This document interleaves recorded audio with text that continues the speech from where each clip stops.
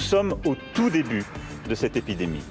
Nous avons anticipé, nous nous sommes préparés.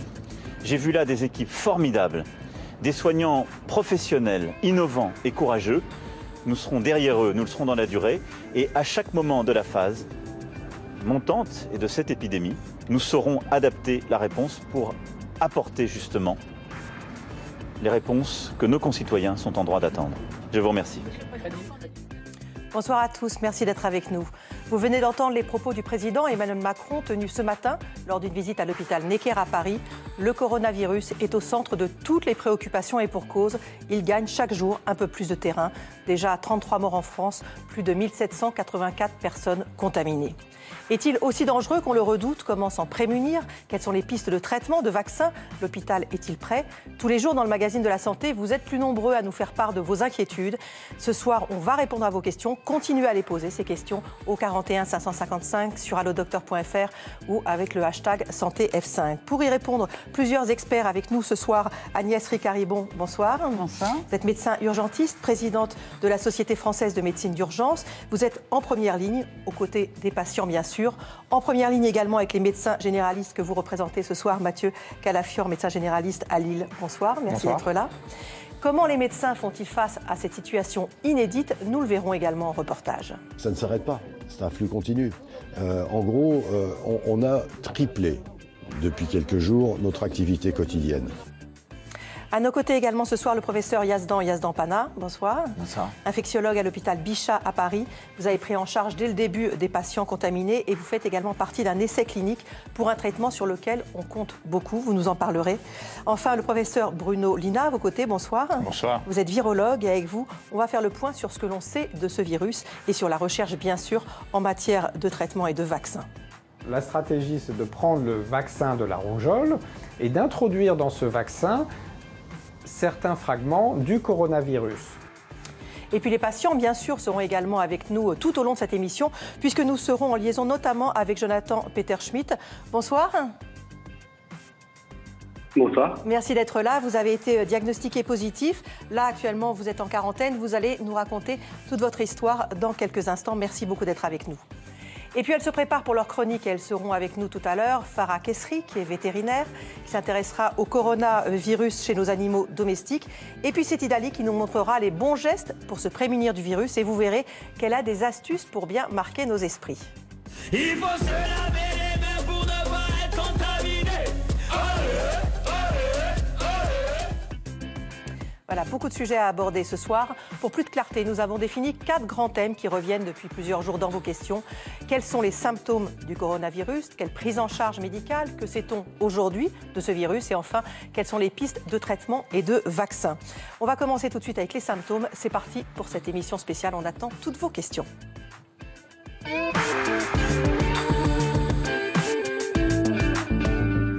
Alors, en quelques jours, la progression du virus dans le monde s'est accélérée. L'OMS parle désormais de pandémie, avec 117 000 personnes touchées dans le monde, 4 258 personnes mortes. Et en France, c'est plus de 1700 cas confirmés ce soir et 33 morts.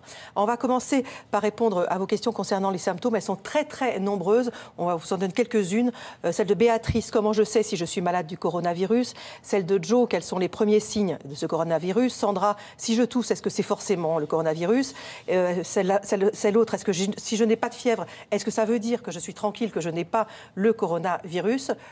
Qui veut commencer à répondre un petit peu sur ces symptômes? Alors, on a beaucoup de gens qui nous appellent au SAMU Centre 15 pour des symptômes de grippe et tous ne sont pas porteurs du coronavirus. C'est vrai que les symptômes majoritaires, c'est de la fièvre, c'est de la toux, ce sont des courbatures.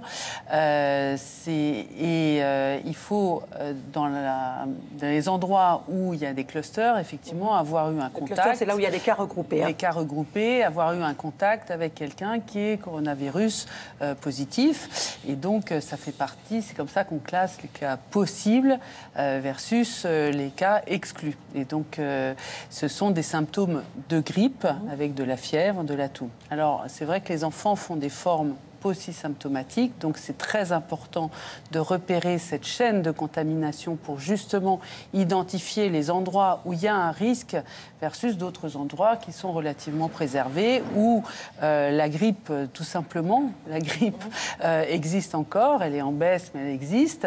Et puis il y a plein d'autres virus qui donnent la rhinite, qui donnent un peu de tout, qui ne sont pas du coronavirus. Donc l'important, c'est justement encore aujourd'hui, donc le virus n'est pas en circulation active dans tous les territoires, c'est repérer cette chaîne de contamination et la notion de contact étroit.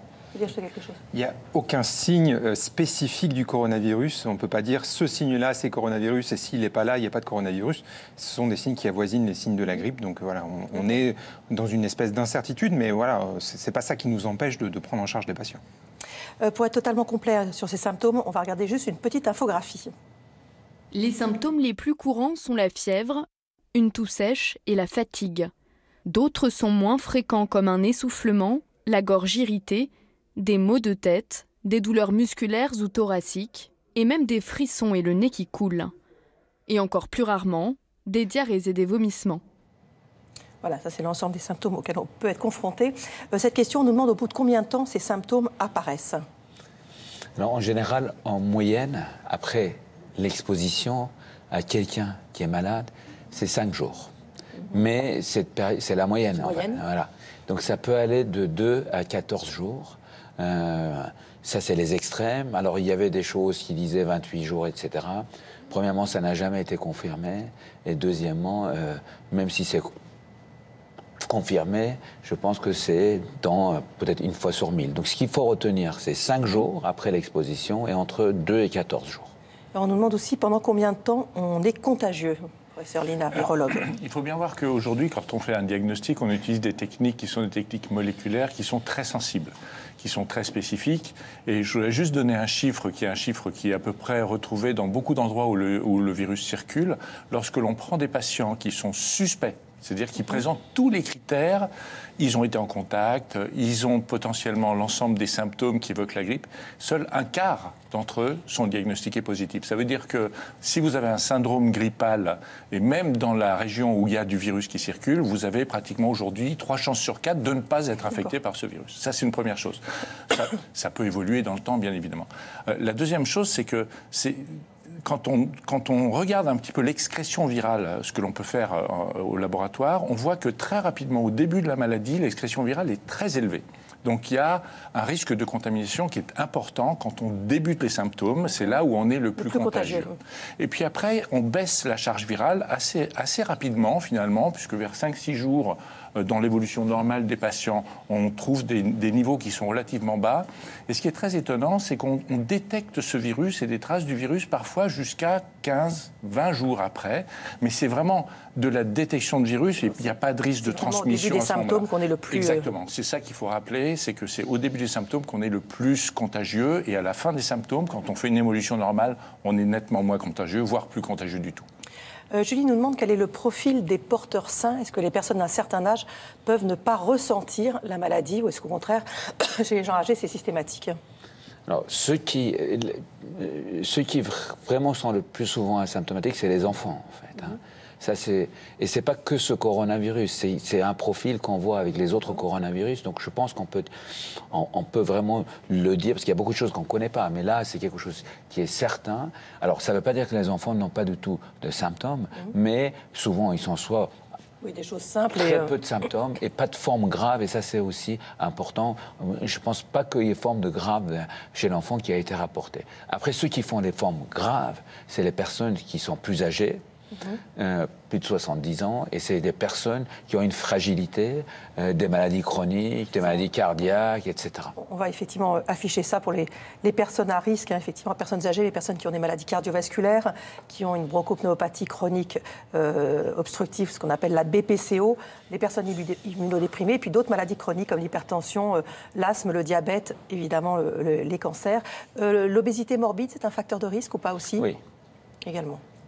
On va tout de suite aller retrouver à Ammerswiller, c'est à côté de Mulhouse, Jonathan Peterschmidt.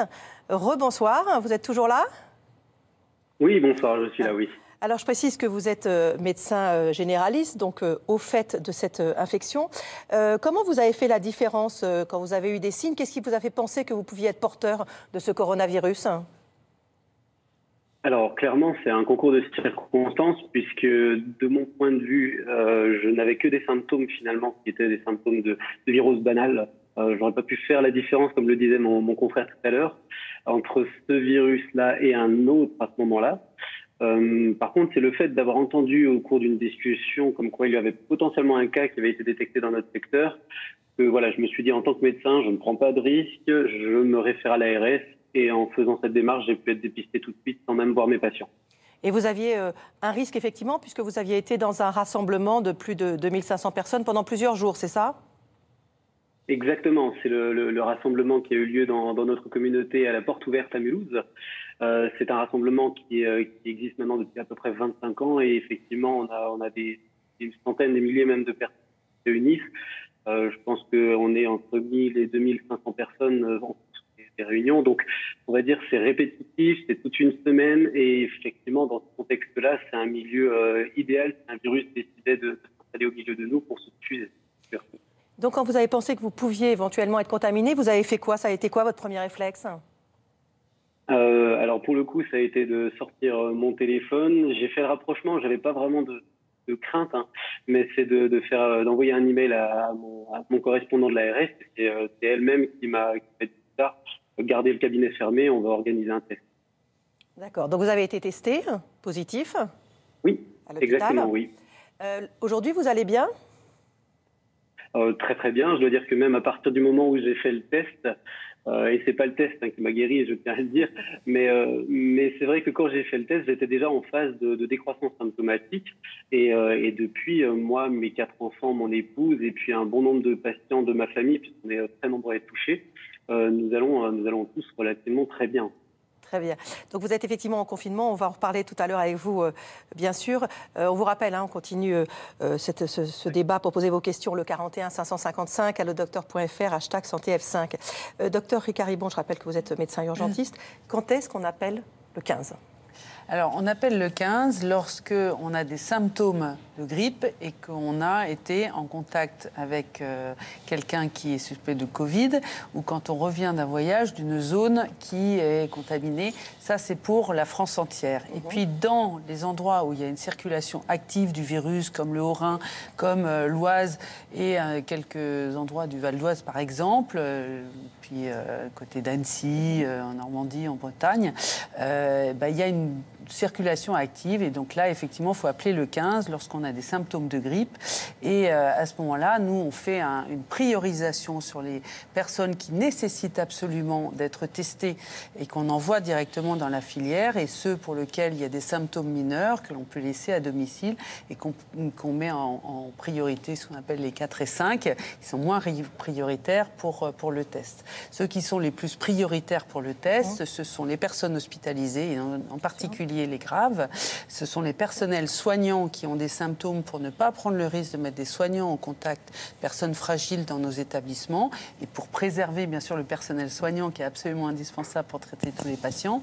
Et ensuite ceux qui sont soit avec des facteurs de risque, soit qui ont été en contact avec un patient qui a été confirmé Covid pour lequel on veut savoir s'il est contaminé ou pas. On va le voir dans quelques instants dans un reportage qu'effectivement le SAMU le 15 est un peu débordé. On appelle tout de suite, on attend 24 heures de voir si on va mieux ou pas quand on est bien sûr en grande détresse respiratoire, j'entends bien. Mais on a un peu de fièvre, on revient d'une zone à risque, on fait quoi? On appelle tout de suite? Je pense qu'il y a quelque chose qui a été dit qui est important, c'est que la France est une mosaïque, que partout c'est pas la même chose. Je sais que c'est très compliqué à expliquer ça aux gens qui nous regardent, mais vraiment c'est important parce qu'on est dans une épidémie où il y a des endroits où il y a beaucoup plus de cas.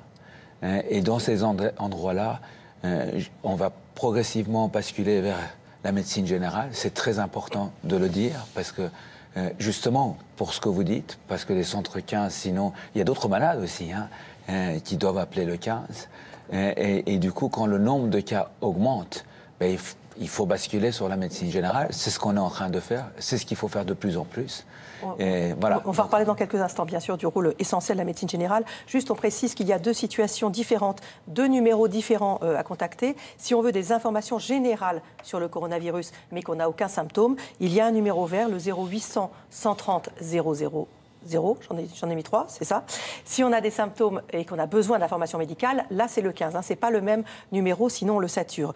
Dans tous les cas, il faut effectivement réfléchir avant d'appeler pour ne pas encombrer les SAMU qui sont débordés, à tel point que certains, comme celui de Lille, a dû faire appel à des étudiants en médecine qui sont venus prêter main forte. Regardez ce reportage de Clémentine Brault, Mathieu Vibaud, Julie Legros. SAMU, bonjour. Vous n'êtes pas allé dans l'Oise non plus? Régulation SAMU, j'écoute. Une sonnerie qui résonne comme un refrain. Une salle bondée et des visages fermés. La semaine démarre fort au SAMU de Lille. D'accord. Et là, vous toussez, vous sentez gêné pour respirer? À 11h, déjà 940 appels au compteur. Une situation exceptionnelle. Déjà, lundi matin, c'est pas simple. Mais alors, ce lundi matin-là, il n'est pas simple du tout. Ça ne s'arrête pas. C'est un flux continu. En gros, on a triplé depuis quelques jours notre activité quotidienne. Problème, les 90 lignes téléphoniques sont saturées. Alors pour augmenter les capacités du réseau, le médecin en chef peut compter sur les équipes informatiques de l'hôpital. C'est déjà arrivé ce genre de... Jamais. La situation qu'on vit, on n'a jamais vécu. On va s'adapter, c'est notre métier. Pour y arriver, ce SAMU a décidé de former 150 étudiants en médecine portés volontaires. Ces futurs médecins rassurent au bout du fil, au sein d'une cellule exclusivement consacrée au coronavirus. Donc ce qu'on va vous conseiller, ça va être de surveiller votre température le matin et le soir. Nos étudiants qui ont été formés vont prendre en charge un certain nombre de dossiers. Il y a des grilles d'analyse. Et s'ils se rendent compte qu'on n'est pas sur un problème médical, ils vont basculer sur les plateformes de renseignement d'État ou les plateformes régionales. Si par contre il y a une connotation médicale, ils vont rebasculer sur les médecins régulateurs du SAMU qui vont prendre une décision. Donc vous n'avez pas voyagé dans l'Oise, en Haute-Savoie, etc. D'accord. Si je peux apporter ma petite contribution en tant que petite fourmi de la fourmilière, ça me fait toujours plaisir de pouvoir le faire. On a la pression parce qu'on a peur de faire une erreur et de mal orienter les gens. Mais en soi, dès qu'on a une question à poser, on a les médecins juste à côté, donc c'est un protocole à suivre, donc ça va. Ça va. D'accord. Merci beaucoup. Merci. Tenir sur la longueur est la règle d'or de ce médecin en chef. C'est pour cette raison qu'il fait également appel à des soignants de l'hôpital, déjà à flux tendu, comme les infirmiers et les secrétaires médicaux. Cette mobilisation massive ne suffit pas pour autant à calmer la cadence. Et vos horaires, là, ça se passe comment? On est très souvent à l'hôpital, on enchaîne les gardes, bon voilà, il faut le faire, on le fait. Sidi Dali, bonsoir. Bonsoir. Vous êtes journaliste au magazine de la Santé. Vous avez recueilli auprès des spécialistes les meilleurs conseils pour se prémunir du virus. On a énormément de questions, comme celle de Lulu. Se laver les mains régulièrement suffit-il ou faut-il également laver ses vêtements et désinfecter son domicile ou son bureau? On va voir que déjà, il faut bien savoir le faire. Selon une étude parue ce matin, ce sont les gestes barrières, effectivement, qui vont permettre de lutter efficacement contre le virus. Mais oui, en me protégeant, je protège les autres. Pour vous aider à comprendre ce principe assez simple, je vous propose une petite expérience. J'ai mis mes petits gants et on va imaginer que cette poudre bleue, eh bien, c'est du coronavirus. Alors, je remets de façon un peu exagérée sur mes mains pour les besoins de la démonstration. Je le répartis sur mes mains. Et puis, je vais mener ma vie. Je vais prendre mon verre d'eau, ma petite clémentine. Tiens, je vais toucher mon petit papier. Et puis, je vais mettre mes mains sur le visage, sur mes lunettes. Et là, voilà. Vous voyez qu'en quelques secondes, j'ai propagé des germes un peu partout dans mon environnement. Quand on a compris ce principe de vectorisation du virus, eh bien ensuite, il suffit d'agir à bon escient. C'est-à-dire que quand je vais toucher un bouton d'ascenseur, une poignée de porte, une raquette de badminton ou tout simplement le portable d'un ami... Ou la rampe du métro. Ou la rampe du métro, exactement. Eh bien, je risque de contaminer les autres ou me contaminer moi-même. La mauvaise nouvelle, c'est que le Covid-19, comme on l'appelle, est très résistant. Sur du papier sec et absorbant comme celui-là, il peut rester 2 à 3 heures. Sur des surfaces inertes comme le bois, le plastique, le verre, il peut rester actif plusieurs jours. Ça va dépendre du taux d'humidité, de la température et puis aussi de la quantité de mucus qu'on va laisser. La bonne nouvelle, c'est qu'il ne résiste pas à notre bonne vieille eau de Javel. Et donc désinfecter surtout les milieux humides, bon les poignées de porte bien évidemment, mais les milieux humides, les toilettes, la cuvette, la salle de bain, la cuvette des toilettes. Je rappelle que des traces de coronavirus ont été retrouvées dans la cuvette de malades chinois, ce qui suppose une transmission par les selles et les urines. On n'oublie pas notamment de laver aussi son téléphone régulièrement, parce qu'on le touche en permanence. Premier réflexe évidemment à avoir, c'est se laver les mains. C'est pas la peine que tout le monde le fasse toutes les heures non plus. On entend partout cette recommandation, mais finalement elle n'a aucun sens. Ça dépend de ce qu'on fait. Est-ce bien nécessaire si par exemple je travaille plusieurs jours chez moi en télétravail toute seule? Bien sûr que non. Le lavage de mains, c'est une question de moment, c'est le bon moment. Mais là-dessus, on part de loin, et je dirais même de très loin. J'en veux pour preuve une étude de santé, un sondage même de Santé publique France, qui a démontré que 76% des Français seulement se lavaient les mains après être allés aux toilettes et 39% après s'être mouchés. Donc vous voyez qu'il y a encore du boulot. On rappelle que se laver les mains, c'est avant, après un repas, après bien évidemment avoir pris les transports en commun, s'être mouché ou être allé aux toilettes, etc., etc. Et puis, il y a aussi l'art et la manière de se laver les mains. Pour vous démontrer ça, je me suis inspirée d'une professionnelle de santé iranienne dont la vidéo a fait le buzz sur Internet. Alors, on va imaginer que cette peinture rouge, eh bien, c'est du savon. Et je vais en mettre, comme on en met d'habitude, une bonne poignée là, au creux de ma main. Et puis, je vais faire un peu comme tous les Français, je vais me laver vite fait les mains. Vous voyez, toutes les parties blanches sont les parties qui ne sont pas nettoyées. On va faire un peu plus quand même, comme on fait d'habitude. Allez, hop, hop, hop, voilà. Et je rince. Il en reste énormément. Il en reste énormément, notamment entre les doigts.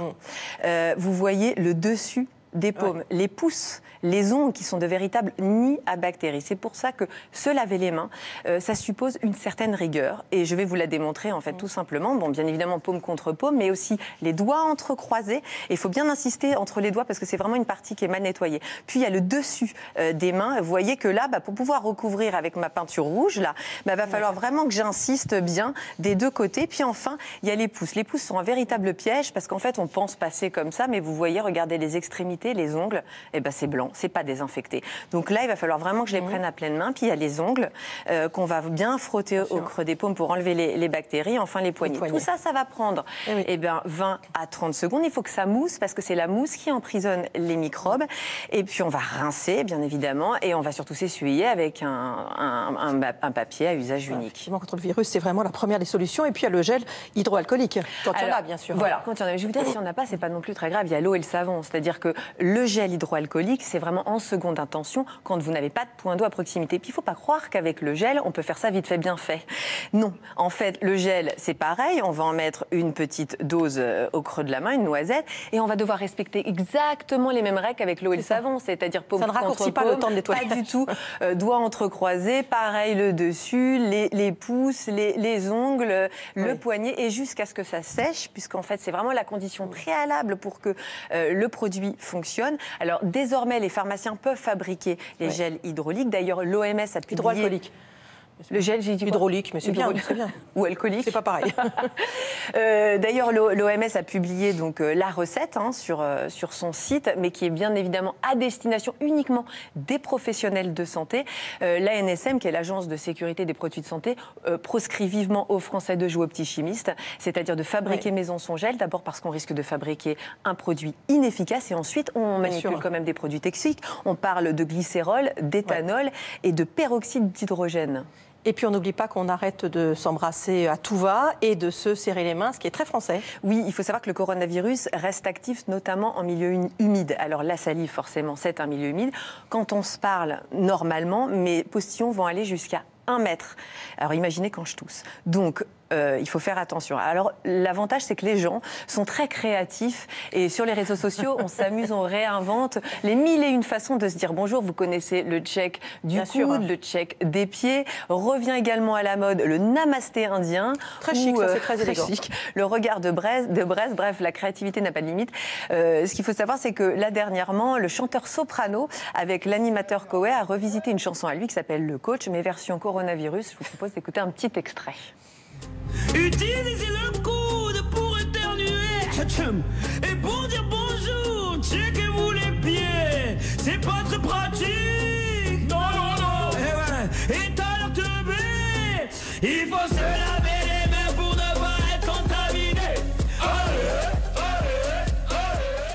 ils vous ont écouté, effectivement. C'est efficace, hein, depuis toute la journée, on a la musique dans la tête. C'est gentil. Merci beaucoup, Siti. On va retrouver nos invités pour répondre toujours à vos questions. On rappelle que ces questions, vous pouvez les poser au 41 555 sur allodocteur.fr ou avec le hashtag santé F5. On va continuer à parler de la prévention de ce virus qui, rappelons-le, est plus contagieux qu'une grippe, puisqu'une personne porteuse peut contaminer 2 à 3 personnes. On a évidemment des questions sur les masques. On nous recommande de mettre un masque. Encore faudrait-il pouvoir en trouver. Les pharmacies sont en rupture de stock. Alors c'est même plus complexe que ça. Déjà, est-ce qu'on peut, l'un de vous peut bien nous préciser lequel et quoi et à qui sert-il? Alors, le masque de chirurgien. Le masque chirurgical, c'est pour protéger, pour éviter la contamination. Donc, on va le donner en priorité à un patient qu'on suspecte d'être porteur du virus, voire dont on sait qu'il est porteur du virus, pour éviter qu'il ne le propage autour de lui. D'accord, donc une personne qui se sait contaminée et qui vit avec d'autres personnes, voilà, ou qui va faire ses courses. Pour éviter de contaminer les autres. Ce n'est pas un masque de protection pour éviter d'être contaminé soi-même. C'est juste un masque pour éviter la dissémination à l'extérieur. D'accord, alors ça, c'est le masque de protection pour éviter de se contaminer. Voilà, tout à fait. Qui dure 3-4 heures, c'est ça à peu près? C'est à peu près 4 heures dans des conditions normales, c'est-à-dire qu'il ne faut pas le manipuler trop souvent parce qu'on a toujours tendance à vouloir le remettre en place, etc. Et puis on peut le contaminer avec les mains. S'il est mouillé, si on a le nez qui coule, s'il est mouillé, il devient moins efficace. Donc c'est 4 heures dans des conditions normales. D'accord. Alors, on va voir effectivement, maintenant, on ne les trouve plus ni les uns ni les autres en pharmacie. Les équipes médicales, enfin hospitalières, qui sont en contact avec des patients porteurs, sont équipées de quoi? Alors, il y a quelque chose qu'il faut expliquer, c'est qu'il y a une évolution dans le temps des mesures de protection. Ça veut dire qu'au départ, on mettait des masques, tous les soignants mettaient des masques FFP2. Cela. Voilà. Et avec le temps, maintenant, on a compris que probablement la transmission n'était pas aérienne, mais par les gouttelettes. D'accord. Ça veut dire qu'en gros, ça c'est parce que même l'air, oui, on peut être protégé. Alors que l'autre, c'est pour éviter de finalement postillonner, de balancer des gouttelettes. Donc du coup, progressivement, on est revenu vers les masques chirurgicaux. Ça, c'est uniquement quand on fait des gestes, de l'aérosol, ou par exemple en réanimation, où les gestes sont beaucoup plus invasifs, où on peut recevoir en quantité plus importante et qu'il peut y avoir une aérosolisation. Et ça, c'est très important parce qu'effectivement, parfois, on peut paraître un peu contradictoire, mais ce n'est pas contradictoire, c'est une maladie qu'on ne connaît pas. Et donc, il y a une évolution. Voilà. Et ça, maintenant, parce que les patients, enfin le grand public aimerait bien pouvoir éventuellement aller en acheter, donc on ne peut plus en pharmacie, mais si on est décrété comme à risque ou positif, là, c'est le médecin qui va le prescrire. Alors, le médecin peut prescrire les masques de protection, mais on revient au même problème qui fait qu'en pharmacie, on n'a pas forcément les stocks nécessaires pour justement même avec fournir. prescription. Même avec prescription, oui. D'accord. On nous demande si les masques de protection qu'on trouve dans les magasins de bricolage peuvent dépanner en cas de besoin. Du tout. Non, c'est pas la même chose. C'est-à-dire que ces masques, en fait, c'est un dispositif médical. Donc, il y a une validation médicale qui a été faite justement pour qu'on explique le filtre. C'est d'ailleurs pour ça qu'on ne peut pas le manipuler trop, parce qu'on détériore la qualité du filtre et de la protection. Donc, les masques qui sont vendus dans les rayons de bricolage, ils sont faits pour les grosses poussières, ils sont faits pour quand on coupe du bois ou des choses comme ça. Mais c'est pas sur du les tout. Virus. Non, je crois que vous ne verrez pas un chirurgien opérer quelqu'un avec un masque acheté chez Monsieur Bricolage. C'est plutôt rassurant, donc. Oui. Est-ce qu'il faut porter des gants, on nous demande? Alors, quand on fait le transport des patients qui sont Covid, oui, bien sûr, on porte des gants et on se nettoie les mains avant et après. Ça fait partie des pratiques de tous les soignants. Mais dans le métro, par exemple, parce que les gens ont intérêt à porter des gants? Non. Il faut se laver les mains avec des solutions hydroalcooliques. Je pense que, parce que justement, gouttelettes, on revient à ce qu'on a dit au début. Donc en fait, non seulement on voit chez quelqu'un d'autre, mais sur soi-même aussi, on se touche, etc. Donc c'est très important de régulièrement se nettoyer les mains. Ça, c'est important. Et quand on aura juste... Sur le lavage des mains, il y a aussi une chose, on parle beaucoup des solutions hydroalcooliques, il faut voir aussi qu'il y a d'autres solutions antiseptiques qui marchent aussi. Ça vous demande à son pharmacien? Exactement, elles ont parfois aussi un côté intéressant, c'est ce qu'on appelle l'effet rémanent. C'est-à-dire qu'en fait, elles sont actives au-delà du moment où on s'est lavé les mains, et parce qu'il y a du produit qui reste déposé sur la surface des mains, et qui reste actif pendant 1 heure, 2 heures, donc ça permet d'être protégé pendant un certain temps. Donc il faut en tenir compte aussi. Il faut savoir que les gants, c'est parfois une fausse protection. Ça parce rassure, que oui, mais quand on les enlève, on peut s'auto-contaminer. Et donc, si on n'a pas la bonne technique pour enlever les gants, et ben, c'est pire que ne pas mettre de gants. Donc, il vaut mieux se laver les mains, soit avec le savon quand on a accès à un point d'eau, soit avec les solutions hydroalcooliques quand on n'a pas accès à un point d'eau. Et à partir du moment où les pharmaciens vont effectivement délivrer, si vous pouvez, quand vous avez fini votre pot, le garder, parce qu'on va le remplir, parce qu'ils n'ont pas énormément de flacons pour pouvoir le remplir, donc c'est important. Béatrice demande si on est confiné par précaution, qu'a-t-on le droit de faire? Se promener, faire ses courses en gardant une distance avec les autres. On va y répondre dans un instant. On va d'abord écouter, on va retrouver Patrick Valentin qui est à Biéville-Beuville, c'est près de Caen. Bonsoir. Bonsoir. Merci d'être avec nous. Alors, votre femme, qui a 68 ans, a été contaminée dans une salle de sport. Elle est atteinte du coronavirus. Déjà, comment va-t-elle aujourd'hui ? Donc, ce matin, beaucoup de fièvre. Et ce soir, la fièvre a descendu encore un petit peu. Quoi. C'est un peu moins fort. Donc, ça s'améliore. On pense que ça s'améliore même. Et vous pouvez reprendre votre téléphone parce qu'on vous entend mieux quand vous avez le téléphone avec vous. Parce que sinon, c'est un petit peu haché la conversation. Vous nous disiez donc qu'elle allait mieux, mais qu'elle avait beaucoup de fièvre, c'est ça ? Beaucoup de fièvre et ce soir, la fièvre est descendue un petit peu, mais bon, c'est pas encore ça. Et elle tousse beaucoup, beaucoup. Quoi. Et donc, c'est vous qui vous occupez d'elle. Comment vous faites en pratique ? Vous gardez un masque quand vous êtes à côté d'elle ? Alors, on a eu des masques ce matin donc par la pharmacie de Biéville. Donc, qui nous a fourni parce qu'en fait, on avait un cas de coronavirus à la maison. Oui, on change les masques et puis on essaye de garder les masques quand on se parle ensemble, quand je vais la voir. Chacun a son masque. Hein. Et quand vous partez faire des courses, par exemple ? Là, je suis allé juste ce matin.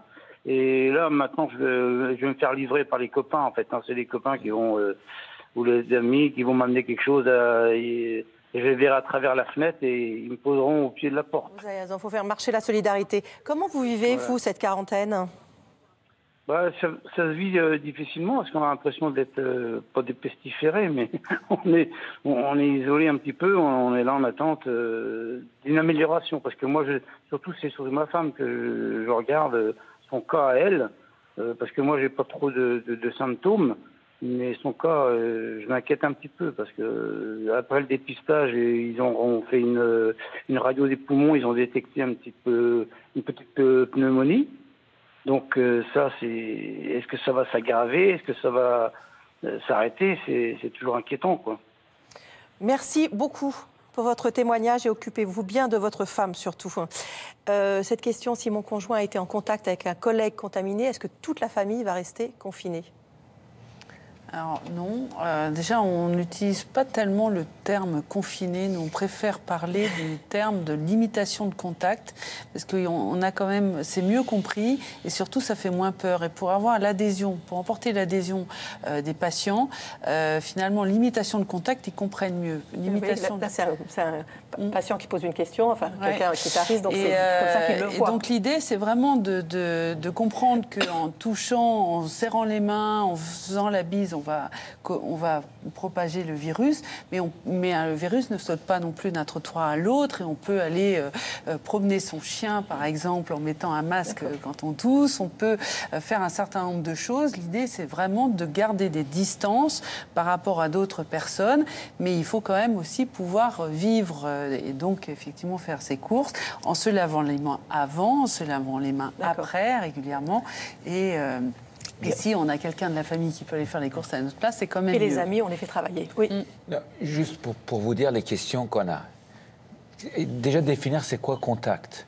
Quand on est en contact de quelqu'un qui est en contact d'un malade, on n'est plus contact. Parce qu'on a beaucoup cette question. Oui, j'imagine bien. Il y a mon ami qui est en... Bon, ça c'est déjà très important. Après, il y a contact et contact, effectivement. Si on a croisé quelqu'un, on n'est pas contact. Là, ce monsieur, par exemple, il vit avec son épouse, qui, elle est infectée. Là, Mais elle s'est contaminée dans une salle de sport. Oui, mais ça, c'est par contre effectivement possible. Alors, je ne sais pas où c'est en France, mais effectivement, quand l'épidémie circule, dans les salles de sport, il peut y avoir des proximités. Hein. Effectivement, ça, c'est de la proximité. Et donc, probablement, bon, j'en sais rien, il y a peut-être quelqu'un qui était à ce moment-là malade, et voilà. Mais pas de croiser quelqu'un dans la rue, là, c'est pas du corona. Dans une salle de sport, je pense qu'il y a... Alors, et puis on transpire. Alors, je ne veux pas dire ça pour que demain, toutes les salles de sport soient... Non, on n'a pas dit ça. Surtout, ce qu'il faut dire, c'est que les gens qui sont malades, eux, ils ne doivent pas aller dans une salle de sport. C'est ça qu'il faut dire. D'accord, ça c'est logique. Et même avec un masque, on n'y va pas, on attend d'être... Parce que de faire le sport avec un masque, ça se mouille, etc. Donc il ne faut pas y aller. Alors c'est vrai que là, on vient de l'entendre avec la femme de ce monsieur, Madame Valentin. Elle, on l'a laissée à domicile malgré une pneumonie, mais c'est un choix. Hein. Parfois, il faut une hospitalisation. Alors comment se fait ce choix? Quelle prise en charge médicale pour les malades du coronavirus? On voit ça tout de suite dans la deuxième partie.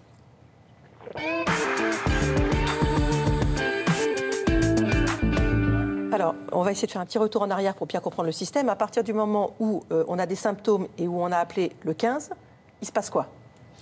Alors, ça dépend des symptômes. Ce sont des symptômes avec des signes de gravité. Ce sont les ambulances du SAMU qui vont venir prendre en charge le malade et l'amener dans les services de réanimation ou les services d'hospitalisation spécifiques pour le coronavirus. Et ça, pour l'instant, il y a encore assez d'ambulances qui peuvent prendre en charge les patients pour les emmener dans... Alors, ça dépend des territoires, mais dans l'ensemble, ça s'organise.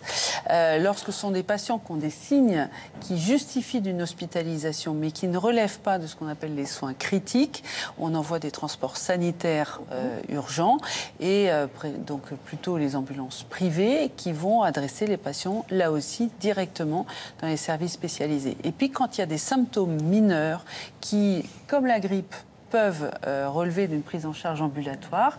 On compte beaucoup sur la médecine générale et pour assurer le suivi, parce qu'il faut savoir que s'ils ont des symptômes mineurs, ils peuvent rester à la maison, mais il y a quand même des risques d'aggravation lors de la deuxième semaine et ça mérite donc un suivi, ce qu'on appelle le suivi ambulatoire par la médecine générale. Là, dans ce cas-là, on peut faire un parallèle avec la grippe, clairement, même si on ne peut pas le faire tout le temps. Là, pour ce point-là, oui, parce que en médecine générale, on soigne des patients qui font des grippes même sévères, mais qu'on laisse à domicile et qu'on suit de façon un peu plus rapprochée avec les médecins généralistes, avec les infirmières à domicile. Là, ça, c'est un suivi qui va se faire de plus en plus parce qu'on risque de basculer, de passer au stade 3 incessamment sous peu. Et donc, on va avoir recours à la médecine générale de façon quasiment omniprésente. Et ce test que beaucoup de patients réclament pour être rassurés, on le réserve à qui aujourd'hui ? Pour l'instant, de toute façon, seuls sont testés ceux qui ont suivi la filière telle qu'elle était décrite, c'est-à-dire c'est ceux qui sont arrivés soit par le SAMU, soit parce qu'ils sont allés dans la consultation des maladies infectieuses avec un timing. En général, c'est des consultations qui sont organisées.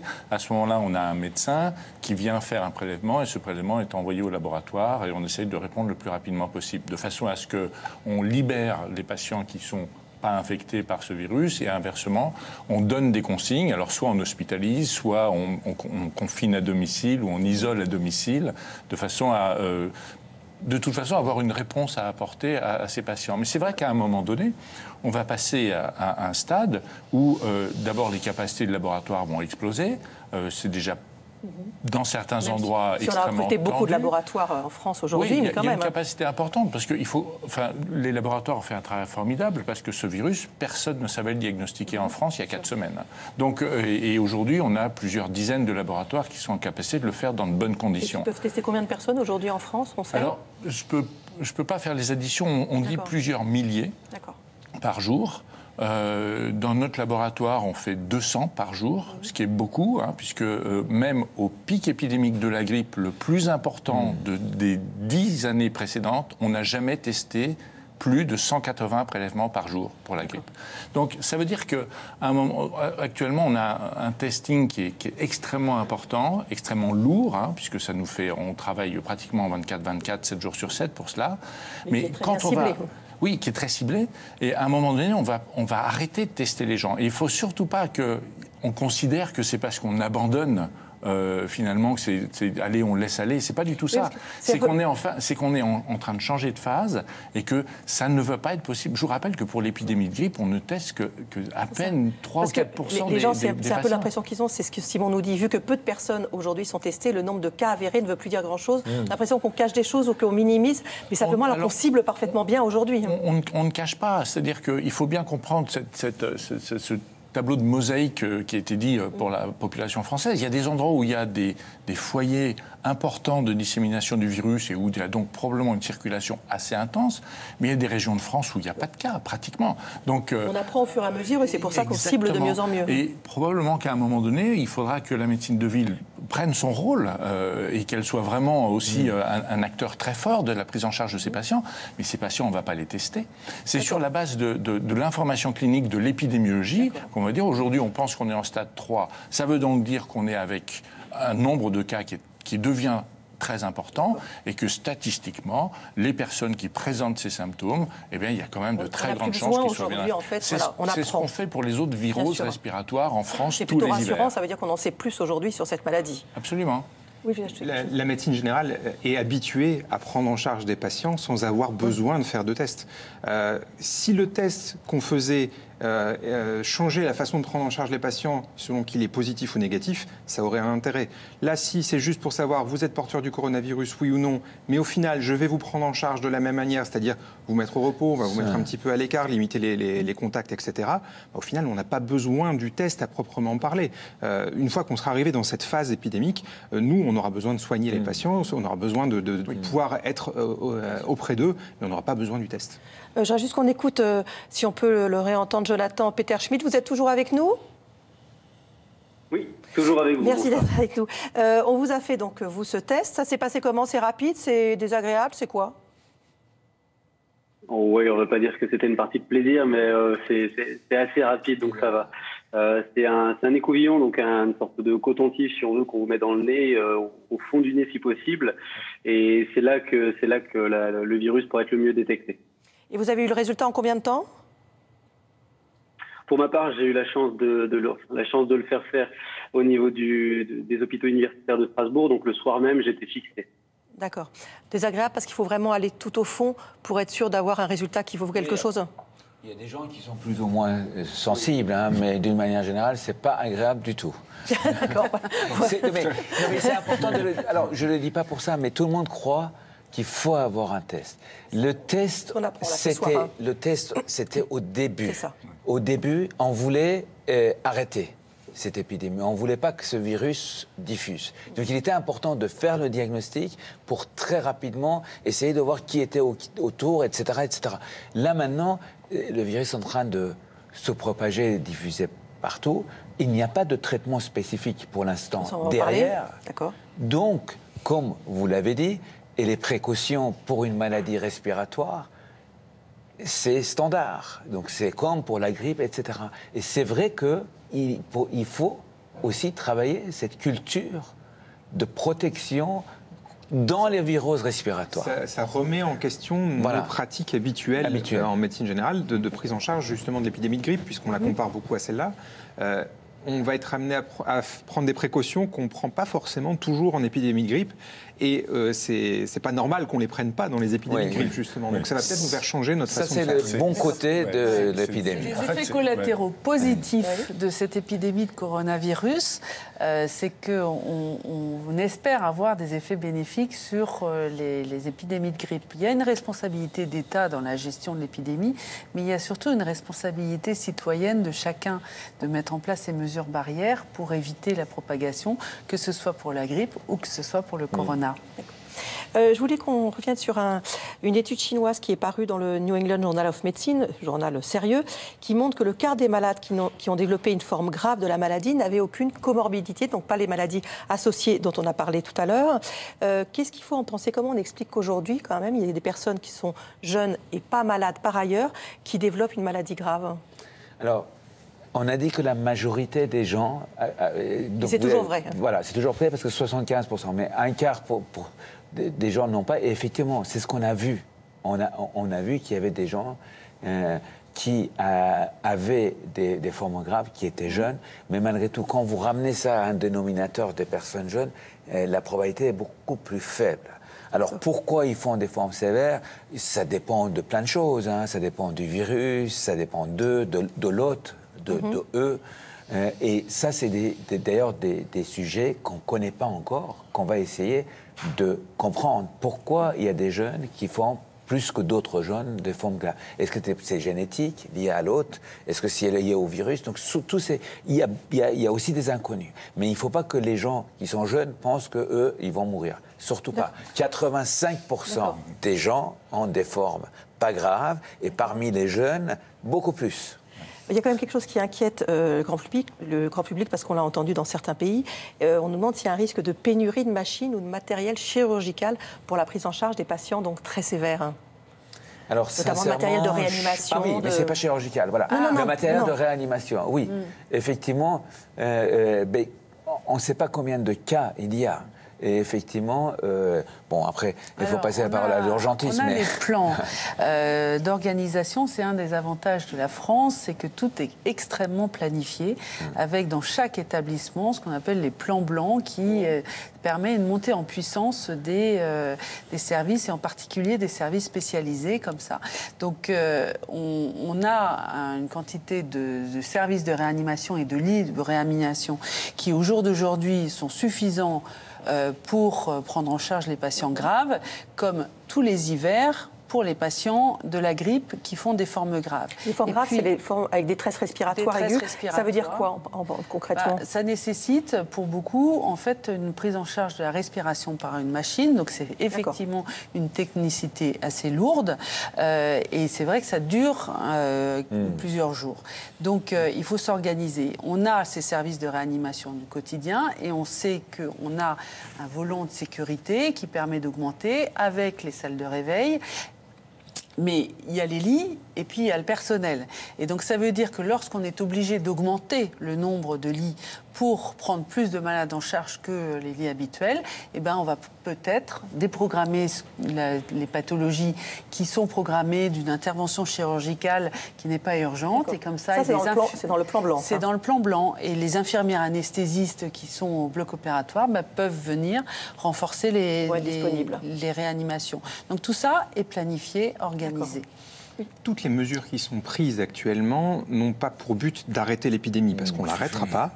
Le but, c'est de faire en sorte qu'il y ait moins vite beaucoup de gens malades, pour justement qu'on ne dépasse pas nos capacités d'absorption, que ce soit en médecine de ville ou en médecine hospitalière. Donc l'objectif, c'est vraiment là, c'est pour ça qu'on fait toutes ces précautions et qu'il y a des mesures de diminution des contacts, etc. C'est pour faire en sorte qu'il y ait moins de malades contaminés trop vite, trop en même temps.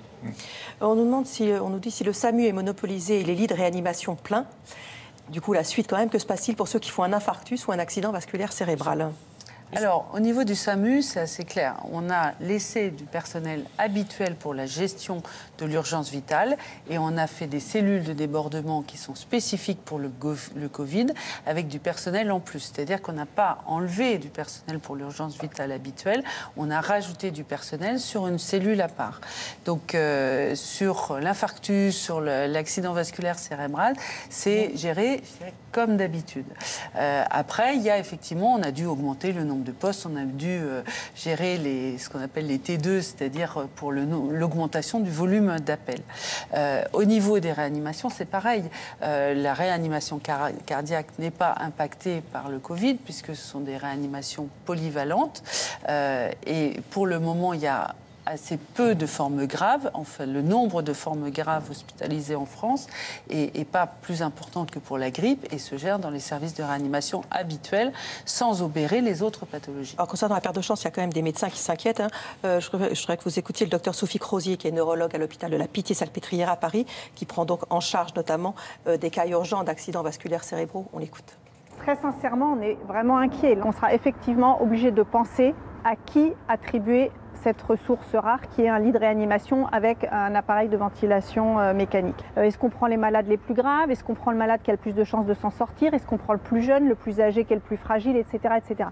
C'est des décisions qui sont évidemment extrêmement difficiles, qui posent des questions éthiques absolument majeures. Et puis ensuite, il y aura effectivement la question de savoir, est-ce que cet afflux de patients suspects ou atteints, là pour le coup de coronavirus, est-ce que du coup ça va modifier la prise en charge d'autres patients qui auront un accident vasculaire cérébral, qui auront une défaillance respiratoire au cours d'un autre problème de santé, un problème cardiaque, etc.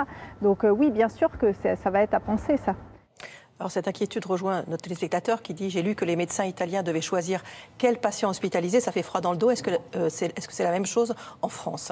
Le système italien a été très brutalement confronté à beaucoup de patients en même temps. Et c'est pour ça que toutes les mesures que disait mon collègue, qui sont dont l'objectif a été de freiner l'introduction, permet d'une part à tout le système de se préparer, mais aussi d'étaler dans le temps le nombre de patients, plutôt d'avoir une vague aussi brutale. Et c'est l'avantage aussi du système en France, avec la régulation médicale et ce tri de patients, qui permet d'éviter que les hôpitaux soient assaillis par des patients qui ont contaminé du personnel soignant et qui, du coup, diminuent les capacités de prise en charge dans le système hospitalier. Donc la situation en France n'est pas la même que celle en Italie. On n'aura pas à trier les patients, à choisir entre deux patients pour savoir qui traiter. Alors, clairement, à ce stade, non. Alors, je ne suis pas devant. Aujourd'hui, il n'y a pas à le faire. On n'est pas du tout dans cette situation-là. D'accord. Et je pense qu'il faut aussi sortir, ce qu'on va apprendre de cette épidémie-là, c'est qu'il faut qu'on puisse faire confiance un peu plus à la médecine générale. Alors je prêche un peu pour ma paroisse, certainement. Si on vous a invité, c'est qu'on est bien convaincu. C'est dire que tous les patients n'ont pas besoin d'être hospitalisés. Clairement, ça il faut le rappeler, tous les patients atteints du coronavirus n'ont pas besoin d'être hospitalisés. Et si on n'hospitalise que ceux qui ont besoin de l'être, eh bien, on a les capacités d'absorber tout le monde. Je vais prendre un exemple. Il y a une étude qui a été faite au CHU de Toulouse l'année dernière sur quels étaient les patients qui étaient adressés par leur médecin traitant aux urgences. Eh bien, ces patients-là étaient les plus graves parmi tous les autres. Eh bien, si on fait confiance à la médecine générale, on n'enverra à l'hôpital que les patients qui nécessiteront vraiment d'être hospitalisés. C'est vraiment important de comprendre les différentes phases qui ont été utilisées par rapport à la gestion de cette introduction de virus. La phase 1, il n'y avait pas de cas en France, il n'y avait pas de diffusion en France, et on savait qu'il y avait un potentiel pour qu'il y ait une grosse épidémie qui se développe, et donc tout l'enjeu était de freiner l'introduction du virus. Donc c'est là où on bondissait immédiatement sur les premiers cas, on les mettait dans les hôpitaux, on isolait, on cherchait tous ceux qui étaient contacts, on isolait à l'hôpital même les patients contacts qui étaient asymptomatiques, parce que voilà, on apprenait cette maladie en même temps, et cette phase-là, ça nous a permis de gagner du temps. Et tout l'enjeu est là, gagner du temps pour qu'ensuite, lorsque commence la diffusion des virus, parce que c'était pratiquement inéluctable que cette diffusion apparaisse, on bascule sur un autre système qui est de dire on va faire du contact tracing, on va commencer à comprendre quelles sont les chaînes de transmission, on va essayer de limiter la diffusion, donc on n'est plus à arrêter. On en est dans un deuxième stade à limiter. Donc c'est des nouvelles actions qui se mettent en œuvre pour essayer de contrôler au maximum, alors toujours basé sur l'hôpital, parce que la limitation passe essentiellement par un confinement. Et puis, à un moment donné, ça augmente, et on va arriver au-delà de la capacité. Et donc on va changer le braquet. Mais ce n'est pas un renoncement par rapport à ce qui a été fait avant. C'est-à-dire qu'en fait, chaque chose a son étape. Et à un moment donné, il y a des choses qu'on dit, notamment sur les regroupements de personnes de plus de 5 000, plus de 1000. Peut-être que ça diminuera encore. Et puis à un moment donné, on va dire on arrête. Parce que c'est plus délétère pour la vie courante que bénéfique par rapport aux gains qu'on peut avoir sur la contamination et le risque d'extension de l'épidémie. Il y a une chose qu'on peut aussi apprendre de ça, c'est que toutes les mesures qu'on prend sont prises parce qu'on a fait justement ces plans, on les a élaborés à partir du modèle hospitalier. Il n'y a aucun modèle qui a été fait en ville. On extrapole à la ville des modèles qui ont été faits à l'hôpital, mais on n'a jamais rien fait sur qu'est-ce qu'on peut faire en ville. Ben là, il y a de la recherche à faire, il y a des choses, des pistes à creuser. On va parler justement encore de la médecine générale. On a cette remarque, mon généraliste refuse désormais toute consultation dans son cabinet. Il faut prendre rendez-vous en téléconsultation. C'est vrai que la téléconsultation, ça apparaît comme une bonne solution pour freiner la propagation du virus. Ça permet également de protéger les patients fragiles qui pourraient être contaminés. Clémentine Brault, Mathieu Vibaud et Julie Legros sont allés à la rencontre d'un médecin qui a fait ce choix dans la périphérie de Lille. Et je sens que c'est toujours une douleur qui est là. J'ai une toute petite ébauche sur la bout du doigt. Vous avez parlé de l'anti-bouton à mon œil, là, mais bon, ça va. Bienvenue chez ce généraliste, adepte de la téléconsultation. Un outil numérique qui peut parfois perturber les non-initiés. Vous avez dû faire appel à votre fils qui vous a installé tout ça? Ça a été? Oui, ça a été. Depuis une semaine, ce médecin privilégie les consultations virtuelles au réel, surtout lorsqu'il a affaire à des patients fragiles, comme cet homme de 60 ans, sujet à des problèmes cardiaques. Est-ce que vous avez eu l'occasion de remesurer votre tension chez vous après les modifications du traitement? Non. Le but, c'est de ralentir la progression de l'épidémie, donc d'éviter que les gens viennent en consultation et qu'ils puissent se contaminer dans la salle d'attente, puisque le risque de contamination reste présent, même si on prend toutes les mesures d'hygiène nécessaires. Notamment lorsqu'il reçoit des patients suspects, il doit se protéger. Alors on a une patiente qui tousse en salle d'attente, donc on va lui donner un masque chirurgical et je vais en profiter pour m'équiper. L'État vient de lui fournir une boîte de 50 masques. On en a largement pour moins d'un mois. Donc s'il n'y a pas un réapprovisionnement d'ici 2 à 3 semaines, on va être en rupture de stock et on ne pourra plus se protéger et protéger les patients. Depuis 15 jours, cette jeune femme souffre de maux de tête et de maux de gorge. Ok, 37,4, 37,5, ok ça va. Mais pas de quoi s'alarmer, son médecin penche plutôt pour une sinusite. Vous allez pouvoir enlever votre masque. C'est surtout les gens dans la salle d'attente qui vont être rassurés. C'était panique à bord. Pour limiter cette inquiétude et le risque de propagation, ce médecin reçoit les cas suspects en début et en fin de journée. Pour revenir sur la téléconsultation, ça ne sert pas à tout quand même. Non, ça ne sert pas à tout. Et clairement, ça ne va pas servir à prendre en charge des patients suspects de Covid, de coronavirus. Ça va permettre à certains patients plus fragiles de ne pas venir en consultation et de ne pas attendre en salle d'attente au milieu d'autres patients potentiellement contaminés. Ça va permettre aussi de prendre en charge peut-être des patients qui vont être suivis plus fragiles en EHPAD par exemple ou des choses comme ça. Et ça peut rendre service justement pour essayer d'absorber une espèce de flux plus important qu'on attend avec l'augmentation de l'épidémie. Mais ça ne va pas résoudre tous les problèmes, on est bien d'accord. Oui. Non, parce que d'une manière générale, la téléconsultation n'est pas très... il y a des pays comme la Hollande où les médecins généralistes font beaucoup de téléconsultations. Et mais là, on a l'impression qu'il va y avoir un élan là, tout d'un coup. Parce que ça fait plusieurs fois que je parle avec des médecins généralistes. C'est vrai que vous n'êtes pas très favorable à la téléconsultation. Peut-être encore, mais je pense que c'est quelque chose qui va... Enfin, je sais pas, la téléconsultation comme la panacée, non, ça clairement... Oui, c'est l'impression que c'est... Peut-être que cette épidémie va faire bouger les choses en France. C'est possible. Ce qui est sûr, c'est que ce qui va gêner les médecins généralistes, c'est l'absence d'examen possible. On ne va pas pouvoir écouter comment le patient respire. Voilà. Mais ce n'est pas que les médecins. Je crois que les patients n'ont peut-être pas envie. Mais je pense que c'est l'occasion pour essayer de développer ça. Là, on a une question de... Mon conjoint tousse, le médecin généraliste refuse de le prendre en consultation. Comment faire ? Changer de généraliste.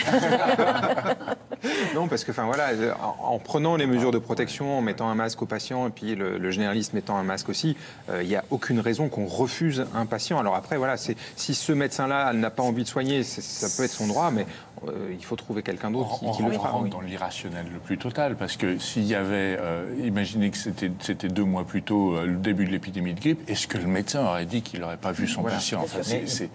Alors que aujourd'hui, justement, il y a besoin d'avoir une réponse médicale par rapport à et puis d'apporter de la réassurance. Vous vous rendez compte le message extrêmement négatif qui passe là. On a besoin de passer de la réassurance. Enfin, il y a cette épidémie, je ne sais pas quelle taille elle va avoir. On sait qu'il y a des modélisations par rapport à la dimension de l'épidémie.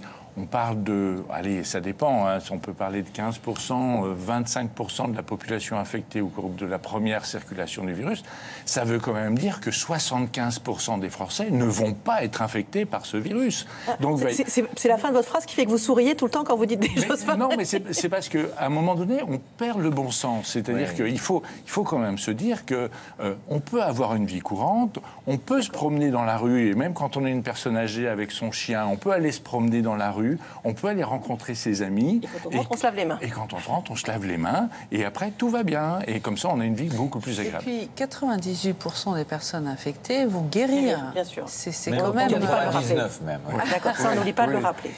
Et d'autre part, je pense qu'il y a quelque chose toujours qu'on ne dit pas assez, c'est que ce médecin généraliste qui ne voit pas son patient qui tousse, c'est moins de 1% des médecins généralistes. Ouais.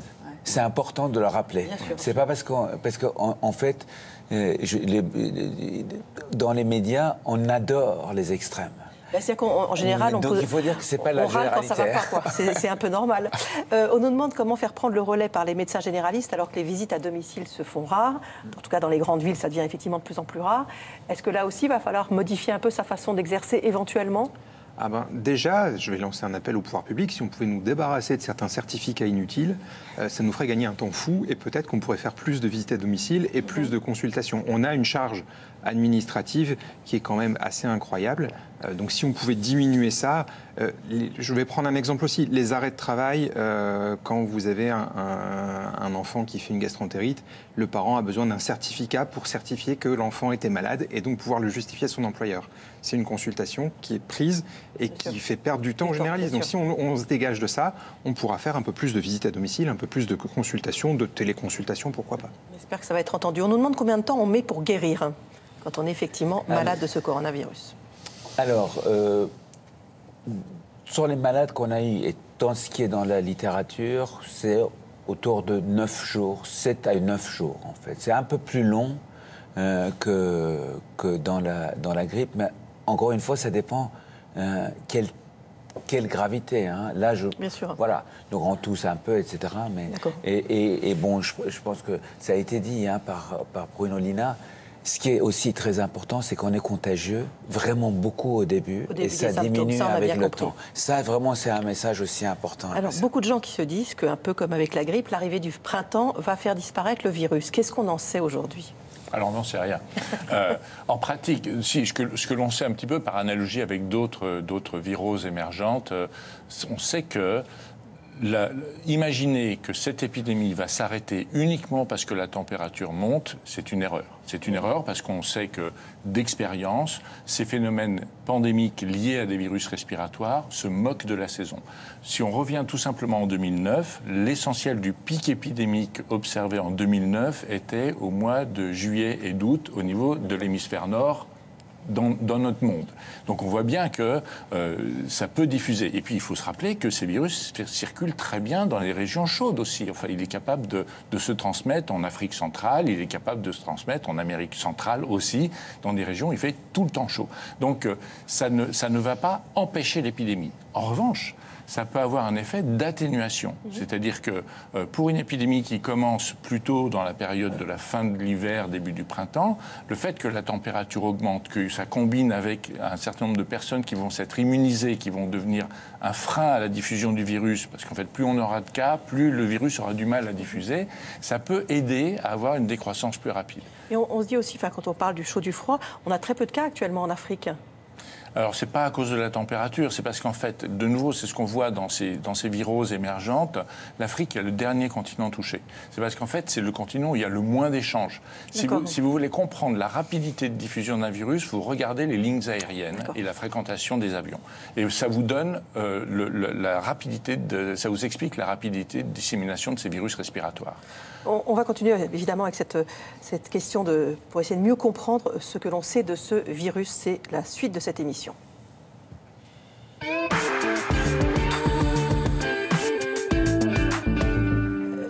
Une première question à ce sujet.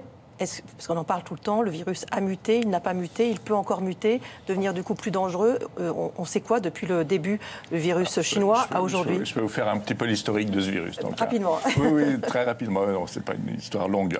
Ce virus, il sort du réservoir animal. C'est un virus qui sort d'une chauve-souris. Et de rien d'autre que d'une chauve-souris. Une chauve-souris, puis un animal? Cette chauve-souris a contaminé vraisemblablement un animal qui s'appelle le pangolin. Ce pangolin est un animal qui est mangé par les Chinois. Je croyais qu'on l'avait innocenté, le pangolin. Il revient à l'assaut? Ah aussi, on a retrouvé beaucoup de virus similaires et très proches du virus chez plusieurs animaux. Donc, et il est probable que le pangolin, qui était un animal qui était vivant, vendu vivant sur le marché à Wuhan, pouvait présenter des signes d'infection respiratoire, et c'est une infection aérienne du pangolin à l'homme. C'est pas en le mangeant, des choses comme ça. Donc ça, c'est l'hypothèse. Depuis que ce virus est arrivé chez l'homme, il n'a pas évolué du tout. Ce qui s'est passé en revanche, c'est qu'il y a eu un certain nombre de substitutions mineures qui ont été observées dans différents groupes de virus, ce qui nous permet de définir des groupes d'évolution plutôt asiatiques, plutôt européens, mais il n'y a pas eu d'évolution du virus. Le virus n'a pas muté, il est stable. Et c'est un virus qui a une caractéristique d'être particulièrement stable. Il peut malgré tout évoluer, notamment avec les autres coronavirus, puisqu'on a 4 autres coronavirus simples qui infectent l'homme, et on peut faire de la recombinaison génétique, c'est-à-dire échanger des très gros morceaux de génome entre un virus et l'autre. Mais pour l'instant, pas de mutation. Et Karl qui nous dit, est-ce qu'il peut muter de façon favorable et devenir moins virulent, et en gros que l'épidémie puisse s'arrêter éventuellement comme ça? Ce que l'on observe parfois, c'est que ces virus, comme ils s'adaptent à un nouvel hôte, parti chauve-souris, puis pangolin, puis homme, il va s'adapter à l'homme de plus en plus. Et on peut avoir des évolutions, pas des mutations, mais des évolutions du virus qui vont faire qu'il est de plus en plus transmissible à l'homme. Et en général, les virus qui se transmettent le mieux et qui donnent en plus des formes post-symptomatiques sont ceux qui vont proliférer. Et ceux qui sont des formes graves, on va les mettre à l'hôpital, il y aura moins de cas secondaires. Et si vous avez une différence génétique entre les deux, vous allez finalement sélectionner positivement ceux qui ne sont pas dangereux et négativement ceux qui sont dangereux. Et ça a tendance à montrer qu'au fil de l'épidémie, souvent, les formes graves ont tendance à diminuer. Et c'est les formes les plus simples qui ont tendance à proliférer. Donc oui, le virus peut évoluer, et il peut évoluer effectivement dans un sens où il sera moins dangereux qu'il l'est aujourd'hui. D'accord. On va juste, pour que vous soyez au courant de tout, vous montrer la carte d'identité quand même de ce virus, parce qu'on est on vous apprend tout dans cette émission. COV-2, SARS pour syndrome aigu respiratoire sévère et CoV pour coronavirus. Covid-19, c'est le nom de la maladie qu'il déclenche. Co pour corona, vi pour virus, et D pour disease, maladie en anglais. Son origine, c'est la Chine. Les premiers cas humains sont détectés en décembre 2019, mais au départ, la maladie a commencé par toucher les chauves-souris. On nous demande c'est Daniel qui demande si le seul moyen de juguler l'épidémie, finalement, est-ce que c'est pas de laisser le virus circuler pour immuniser une grande partie de la population? Laisser le virus circuler, c'est une prise de risque, c'était ce qu'on vous expliquait. C'est-à-dire que si ce virus diffuse aussi rapidement, on va avoir à ce moment-là, si on ne fait rien, un pic épidémique massif et un nombre de patients qui vont présenter des formes graves en même temps, qui vont dépasser les capacités de réponse de la médecine. Et c'est ça qu'on doit éviter. Après, ce virus, il va circuler, on va avoir de l'immunisation qui va se faire, il va perdre en virulence. Il est très probable que ce virus, finalement, on doive apprendre à vivre avec lui pour très longtemps. Ce qui est le cas d'autres coronavirus. Exactement. Si on estime un pourcentage de cas graves par rapport à ce virus-là, je vais dire 1% par exemple de cas graves, 1% d'une petite partie de la population, on va pouvoir absorber justement dans le système de santé tout ça.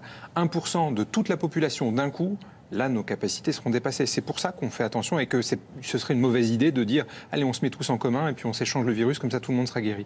Ce serait une très très mauvaise idée pour le système de santé. On a cette question de Hugo. Si toute l'Europe était confinée 2 semaines, avec chacun qui fait des provisions en conséquence, est-ce qu'on serait débarrassé du virus ?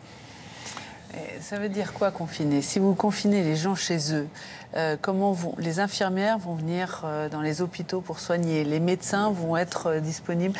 Comment, dans les mairies, on va pouvoir apporter les repas aux personnes âgées qui sont laissées à domicile? Il y a forcément, il faut prioriser. Des gens qui circulent. Mais oui, il faut forcément prioriser les services de l'État. Tout ce qui est indispensable à la vie doit être préservé. Et par contre, des mesures de limitation des rassemblements, tout ce qui n'est pas indispensable, effectivement, est réduit. On nous demande si on est immunisé après avoir contracté le Covid-10. C'est Lila qui demande. C'est-à-dire que si en gros on ne peut pas rattraper la maladie, il y a des informations un peu contradictoires qui circulent. Alors, on ne peut pas dire à 100% que la personne est immunisée, mais c'est d'ailleurs, Bruno Lina l'a dit, hein, il est fortement probable que la personne soit immunisée. Alors, la question, quelques cas, oui, qui ont circulé, c'est... Non, mais en fait, il y a une confusion qui a été apportée sur certains cas rapportés, où c'était ce que j'expliquais, à un moment donné, on est capable de détecter le virus parfois très longtemps. Ouais, et donc, en fait, c'est des détections très tardives, et c'était la même histoire, exactement, mais qui durent parfois au-delà de 20 jours, mais on trouve vraiment des fifrelins de virus. Donc, c'est parce que nos outils sont tellement performants qu'on est capable de détecter du virus très longtemps. Les personnes qui font des infections, même si on a encore des choses à apprendre sur la réponse immunitaire post-infectieuse, ils développent une immunité et c'est pour ça qu'ils guérissent. C'est notre système immunitaire qui nous fait guérir. Donc ça prouve qu'il est en capacité d'éliminer cet agent infectieux. On n'a pas de traitement. C'est bien que spontanément, on guérit tout seul.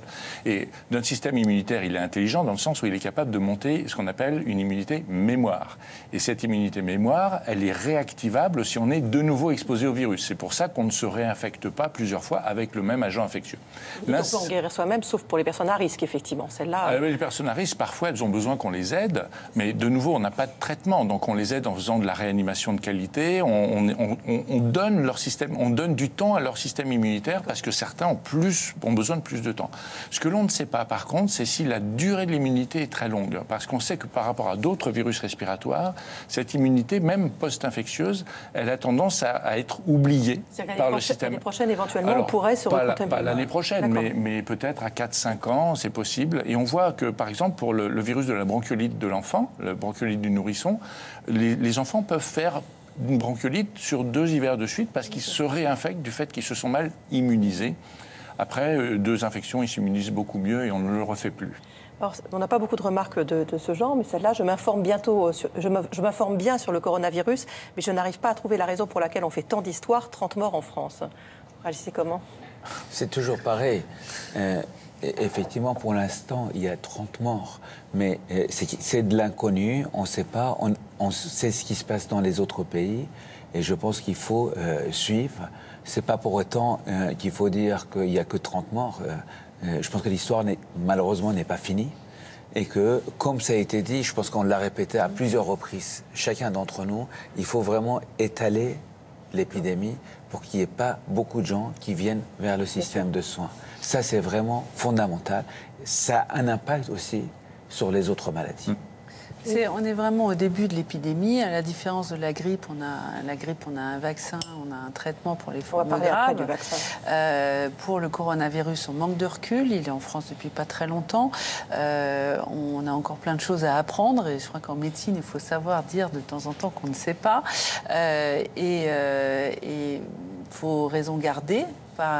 Mais il faut aussi prendre un certain nombre de précautions quand on ne sait pas trop comment ça va évoluer. Donc il faut protéger nos personnes fragiles parce que ce sont les plus exposées. On ne peut pas avoir 2 positions manichéennes. Dire on va tous mourir et inversement dire ah mais non mais il ne se passe rien. En fait la réalité elle est au milieu et on peut placer le curseur où on veut au milieu mais on ne peut pas dire qu'il ne se passe rien. Il se passe quelque chose. Il faut éviter l'embouteillage à un moment de patients malades. Et au milieu, mais malgré tout, on peut avoir un impact où va se situer le cursus. Et ça, c'est très important. Sur cette maladie, mais aussi sur les autres maladies. Parce qu'un des problèmes de cette maladie, c'est que ça peut avoir un impact sur le système de santé et donc sur les autres maladies. Donc c'est pour ça qu'on doit tous travailler avec la médecine de ville, avec nous, etc. C'est sûr que si on se dit à l'échelle de la population française, 30 morts, c'est pas grand-chose. C'est toujours 30 de trop, mais c'est pas grand-chose. Mais c'est aussi parce que les autorités font cet effort de transparence pour dire, ben voilà, on a ça là aujourd'hui par rapport à cette épidémie-là. Maintenant, on ne va pas minimiser non plus, c'est une épidémie qui peut évoluer et on est confronté à beaucoup d'inconnus, comme ça a été dit, et c'est pour ça qu'on a besoin de savoir comment évolue ça, comment évolue cette épidémie, comment évolue le nombre de personnes contaminées, le nombre de morts. Mais il ne faut pas non plus céder au catastrophisme en disant, attention, il y a eu 30 et quelques morts. On demande si c'est vrai que les enfants sont épargnés par le virus. Je voudrais juste qu'on voit un carton qui nous vient d'une étude du Centre chinois de contrôle et de prévention des maladies. Il n'y a pas de décès chez les enfants de moins de 10 ans. Jusqu'à 39 ans, 0,2%. Vous voyez, ça monte progressivement à partir de 5 ans. Est-ce que c'est bien les chiffres de mortalité, ceux-là? Je ne crois pas. Ah, c'est ça, je sais. Ils sont cachés, parce que moi, ils sont cachés derrière les questions, c'est pour ça. D'accord, voilà, vous avez vu. Et normalement, entre 50 et 79 ans, c'est 8%, et au-delà de 80 ans, c'est 15%. Non, juste entre 10 et 40 ans, c'était un peu trop... D'accord. Donc, par rapport à cette question sur les enfants, le fait que les enfants soient asymptomatiques bien souvent, c'est-à-dire ne présentent pas de symptômes, et par rapport à ce que vous disiez sur le fait que c'est quand on a des symptômes au début qu'on est le plus contagieux, est-ce que ça voudrait dire qu'éventuellement les enfants sont peu contaminants parce qu'ils n'ont pas de symptômes ou pas? Non, les enfants, en fait, c'est une des raisons pour lesquelles, de temps en temps, il est décidé de fermer les écoles. C'est que lorsqu'on fait des prélèvements chez les enfants, souvent, ils sont effectivement avec peu de symptômes, mais par contre, ils sont avec beaucoup de virus dans leur prélèvement respiratoire. Donc, le risque de transmission à partir des enfants, même s'ils ne sont pas très symptomatiques, il est important parce qu'ils se le transmettent beaucoup entre eux. On a beaucoup de mal à se faire laver les mains, les enfants. Ils se touchent beaucoup, ils jouent ensemble, donc il y a un risque d'amplification. Même s'ils n'ont pas de symptômes, ils transmettent. Mais ils sont pas très malades. Et c'est pour ça que c'est important aussi, si les écoles sont fermées, que les parents d'enfants dont les écoles sont fermées puissent bénéficier soit de procédures de télétravail ou d'un arrêt de travail pour rester avec les enfants, parce que sinon, qu'est-ce qu'ils vont faire? Les grands-parents, c'est pas la meilleure des solutions, on est d'accord. Voilà, c'est ça. Ou sinon, remettre les enfants en groupe ailleurs. Enfin bon, voilà. On a cette question, le fait que ce virus vienne de l'animal représente-t-il un risque particulier pour mon chien? En l'occurrence, on a reçu de très nombreuses questions sur ce sujet. Vous êtes nombreux à avoir des animaux de compagnie. Ces questions, vous pouvez évidemment continuer à les poser au 41 555 sur allodocteur.fr ou avec le hashtag SantéF5.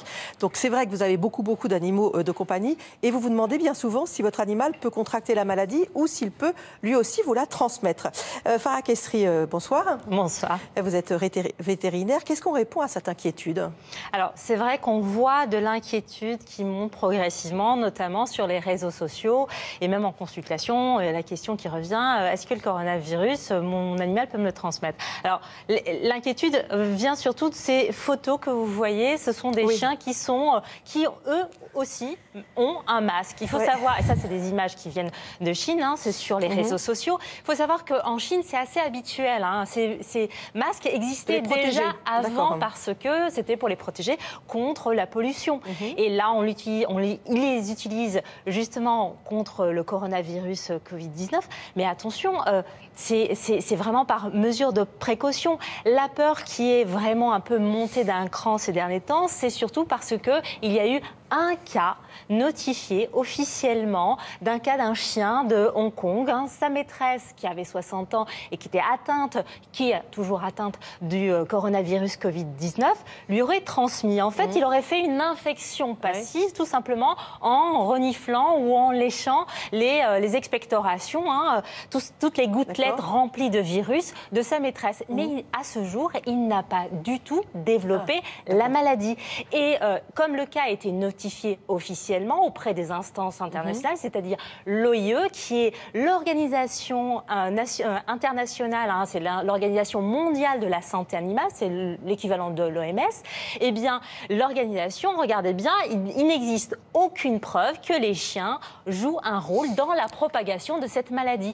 La contamination, elle est interhumaine. L'OIE, c'est vraiment l'instance de référence. Il y a des spécialistes qui sont actuellement dans des cellules de crise et qui récupèrent toutes les données dans le monde. Et là, c'est vraiment officiel. Il n'y a pas de contamination par votre chien ou votre chat. Voilà, ça c'est rassurant. Alors cette panique, ça vient de quoi? Du fait qu'on confond coronavirus et coronavirus? Oui, absolument. En fait, vous savez, dans le règne animal, il y a différents types de coronavirus. C'est une très grande famille. Il y a un coronavirus par espèce animale. Il y a celui du chien, du chat, des oiseaux, des poissons. Et donc, ils sont très étudiés par les vétérinaires, les infectiologues spécialisés en médecine vétérinaire. Il faut savoir que chez les chiens, le coronavirus va provoquer des petites diarrhées. Chez le chat, c'est un peu plus grave. Ça va provoquer ce qu'on appelle la péritonite infectieuse féline. Et là, effectivement, pour le chat, c'est assez grave puisque c'est une maladie qui est mortelle et il n'y a pas de vaccin en France. Maintenant, pour ces coronavirus qui sont spécifiques aux chiens et aux chats, ils ne sont pas transmissibles à l'être humain, donc il n'y a pas de risque. Et ils sont extrêmement différents du Covid-19. Rien à voir. Très bien. Donc, au final, on fait quoi? On se rassure, ça j'ai bien compris. On se rassure déjà. On n'abandonne pas son chien. Surtout pas, et on utilise le bon sens. Tout simplement. En fait, on retrouve souvent des questions qui reviennent. Alors les questions, est-ce que mon chien, vous allez voir, on a préparé une série de questions, est-ce que mon chien, si mon chien tousse, est-ce que c'est le coronavirus? Non, le chien a le droit de tousser, il peut avoir une pathologie cardiaque, il peut avoir une pathologie respiratoire, vous consultez votre vétérinaire et vous paniquez pas, c'est pas le Covid-19, d'accord? L'autre question qui revient, est-ce que je dois tremper les pattes de mon chien dans un gel hydroalcoolique? Les quantités vont devoir être importantes. Donc des petites bassines de gel hydroalcoolique. Exactement, mais attention, quand même, il faut respecter des mesures d'hygiène. Donc ce qui est conseillé, c'est de nettoyer les pattes de votre chien, une petite solution, mais allez, de l'eau et du savon, surtout le pelage du chien aussi, parce que comme je vous disais tout à l'heure, les expectorations, quand vous allez éternuer et tout, ben, peut-être le pelage va renfermer le mucus qui renferme des virus. Donc là aussi, c'est des règles d'hygiène, vous faites attention. Vous, vraiment, ne paniquez pas, vous respectez votre animal va faire aussi en sorte de ne pas transmettre la maladie si vous le protégez. Si vous êtes malade, vous mettez le masque, même à domicile, vous ne lui faites pas des câlins, vous ne l'embrassez pas sur la truffe et surtout, vous évitez d'accepter les petites léchouilles. Hein. On aime bien ça, hein. On aime bien les câlins de son chien, mais on le protège et on fait attention. Les recommandations, hein, c'est vraiment les recommandations qui viennent de la WSAVA, ce qui est l'organisation internationale, qui est l'association des vétérinaires des animaux de compagnie. C'est notre référence. Hein, à chaque fois qu'on a besoin d'une recommandation, ils ont publié leurs recommandations sur leur site internet et ils disent vous appliquez simplement les règles d'hygiène standard. Donc ce que je vous invite, c'est d'aller sur internet. Vous avez toutes les questions-réponses sur l'OIE et sur la WSAVA. Merci beaucoup, Farah. On va évidemment continuer, mais avant de passer au traitement et au vaccin, on a une question qui concerne les volailles. C'est dissipé là quand je reviens. Une question qui concerne les volailles. On nous demande si elles peuvent être atteintes du coronavirus. Je pense que derrière cette question, il y a évidemment, est-ce qu'on peut se contaminer en mangeant en gros du poulet? C'est un virus qui touche les mammifères. Donc les volailles ne sont pas des mammifères, donc ça ne peut pas infecter les volailles, a priori. Après, il peut y avoir un franchissement de barrière d'espèces, mais a priori, c'est peu vraisemblable. Donc non, ça ne touche pas les volailles. Et est-ce qu'en buvant une boisson chaude, on peut détruire le virus dans l'organisme? C'est quelqu'un qui a vu ça dans une étude apparemment. Oui, on l'a reçu. Oui. Et il y a aussi des choses sur lesquelles il faut lutter. Il y a des gens qui considèrent aussi qu'on peut boire de l'eau de Javel pour se désinfecter, éviter d'être contaminé par le virus. Non, il ne faut pas faire tout ça. Et boire de l'eau chaude, c'est parfois très agréable, mais ça n'a aucun effet contre le virus. On finit donc cette émission en parlant traitement et vaccin.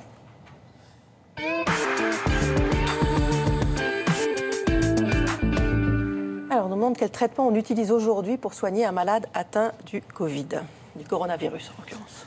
Alors, aujourd'hui, il n'y a pas vraiment de traitement spécifique pour le Covid, pour le coronavirus. Il y a des traitements qui ont été montrés une efficacité sur le virus, mais dans les tubes au laboratoire. Aucun traitement n'a démontré une efficacité. Et donc, maintenant, ce qu'on va faire, c'est justement évaluer les traitements qui ont montré une efficacité in vitro. Ça, on va en parler, mais aujourd'hui, donc, qu'est-ce que vous proposez à vos patients qui sont malades?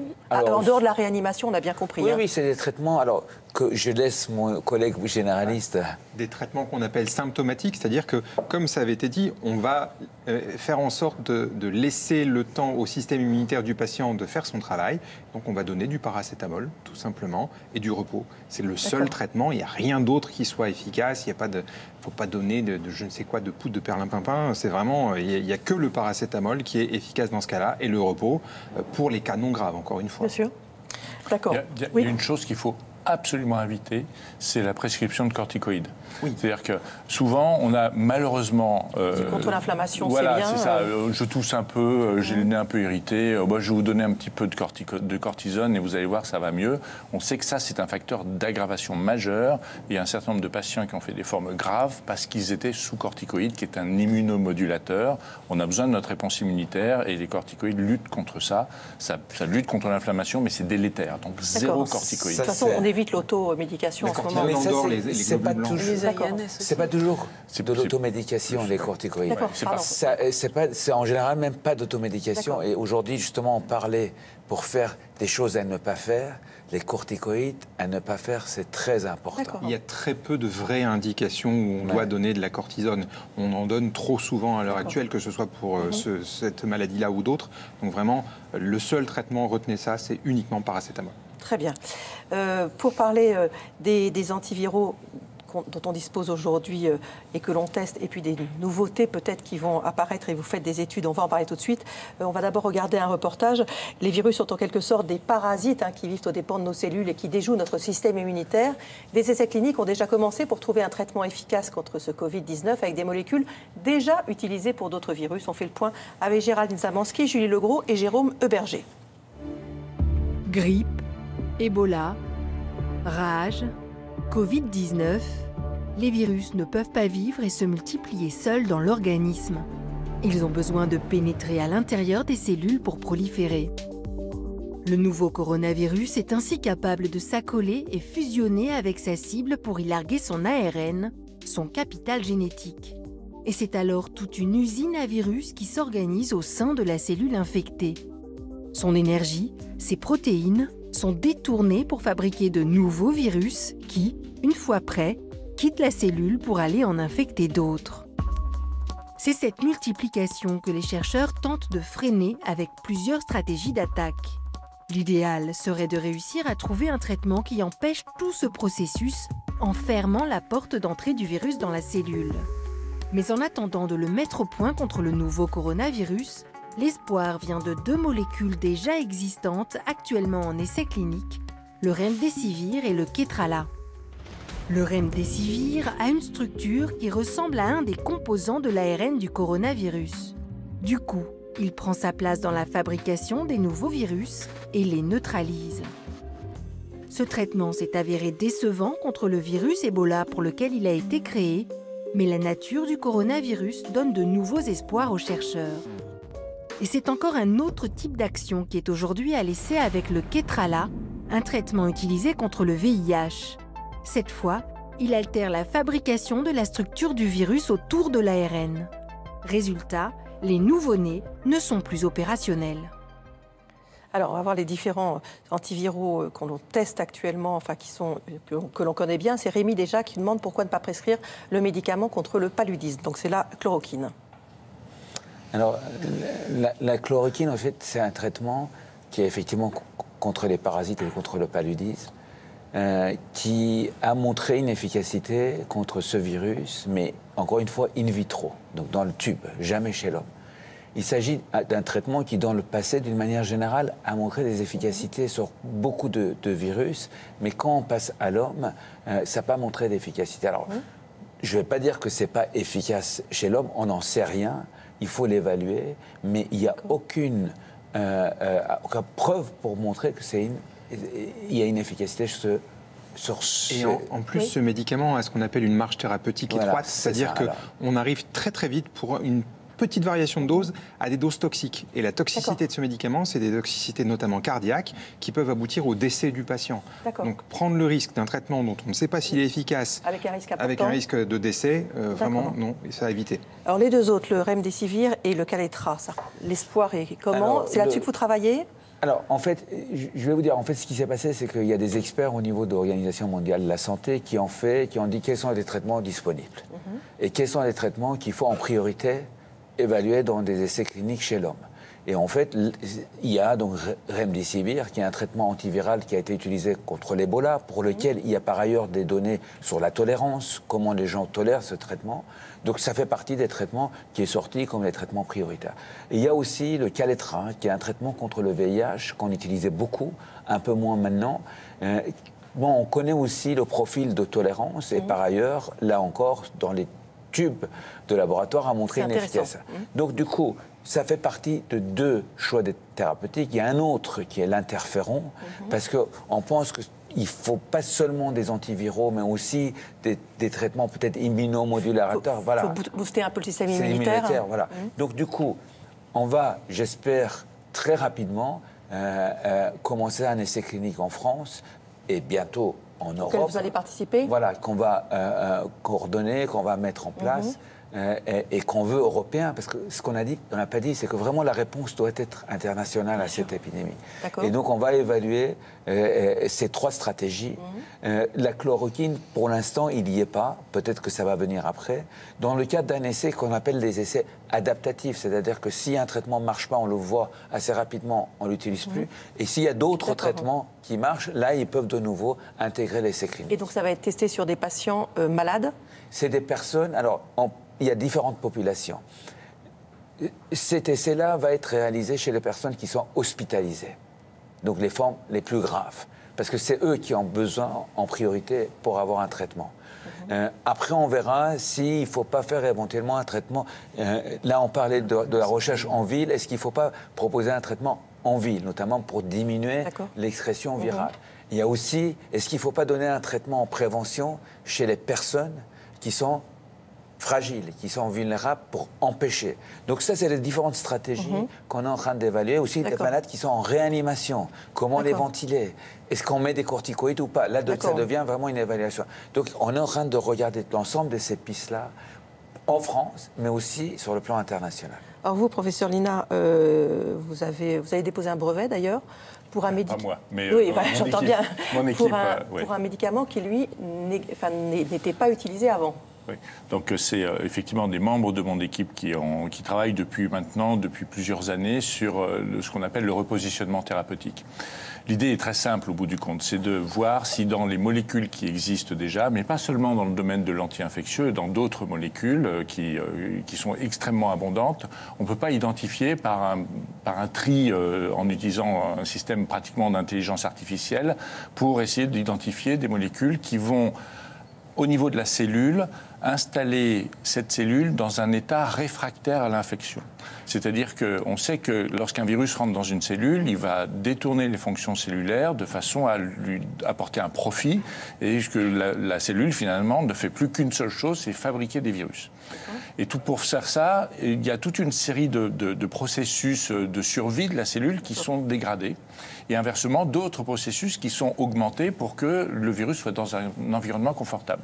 On peut, par le biais d'études qui ont été faites préalablement, identifier des molécules qui vont finalement faire au niveau de la cellule exactement l'inverse. C'est-à-dire que tout ce que le virus a besoin, le produit va l'empêcher, et tout ce qui empêche le virus va être Et c'est ça que votre équipe a développé. Exactement. Et donc on a identifié d'abord une petite dizaine de produits, de molécules, qui sont souvent des produits qui sont déjà sur le marché, pour lesquels on a une très bonne expérience en termes de tolérance. Et ensuite, ces molécules, on les teste dans des systèmes qu'on appelle ex vivo, c'est-à-dire on gratte le nez ou on gratte la bronche de certaines personnes, on le met dans un tube à essai, et on regarde si, lorsqu'on met le virus, ces produits bloquent la multiplication du virus, et on peut le mettre en combinaison avec des antiviraux classiques. Et ça pourrait être testé dans combien de temps ? Pour l'instant, on en est au stade du tube à essai. On a quelques résultats qui sont intéressants, parce qu'on arrive à obtenir de la potentialisation entre les antiviraux classiques et ces molécules. Et comme certaines d'entre elles jouent notamment sur l'induction d'interférons, ça peut être aussi quelque chose d'intéressant pour la prise en charge du patient. Donc on est sur des données préliminaires. On va avoir normalement, d'ici une dizaine de jours, on aura des résultats qui pourraient être suffisamment robustes, on l'espère, pour avancer encore. Il nous reste 1 minute 30 pour parler du vaccin. On sait qu'il y a plusieurs pistes actuellement. Que pour mettre au point un vaccin, c'est quoi ? C'est 12-18 mois ? Oui, c'est long. C'est long parce que un vaccin, d'abord, il y a la construction du vaccin, c'est peut-être ce qu'il y a de plus simple, c'est de dire, voilà, on prend un virus qui existe déjà, ou on tue un virus et on fabrique un vaccin comme ça. Mais après, il faut qu'on teste l'immunogénicité. Il faut que ce vaccin donne la réponse immunitaire qui est la même que celle qu'on observe chez les patients qui guérissent, parce que finalement, il va bloquer l'infection. Et il faut qu'on regarde qu'il n'a pas d'effet délétère. Donc, il y a le temps de construction, le temps d'analyse de la réponse immunitaire et ensuite le temps de l'essai. Et ça, c'est... Si c'est 12-18 mois, on a du mal à comprendre...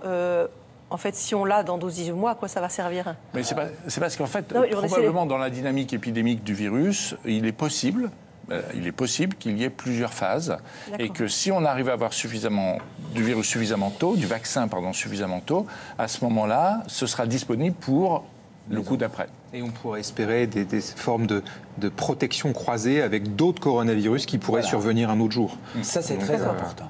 Ça, c'est très important. Ça veut dire qu'on a eu 3 épidémies émergentes de coronavirus, le SARS, le MERS et là, le Covid. Et effectivement, on n'a pas de vaccin contre le coronavirus, alors qu'on sait qu'il y aura une autre émergence de coronavirus probablement. Et de développer un vaccin, c'est aussi pour la prochaine éventuelle. Merci beaucoup à tous les 4 d'être venus répondre à toutes ces questions. Merci à tous ceux qui ont préparé cette émission. Évidemment, on va continuer à vous informer tous les jours dans le magazine de la santé de l'évolution de cette épidémie, sur le web également, sur allodocteur.fr. Dès demain, dans l'actualité évidemment du magazine, ce sujet sera traité. Passez une très bonne fin de soirée. Et puis, bien sûr, à demain, 13h40 sur France 5.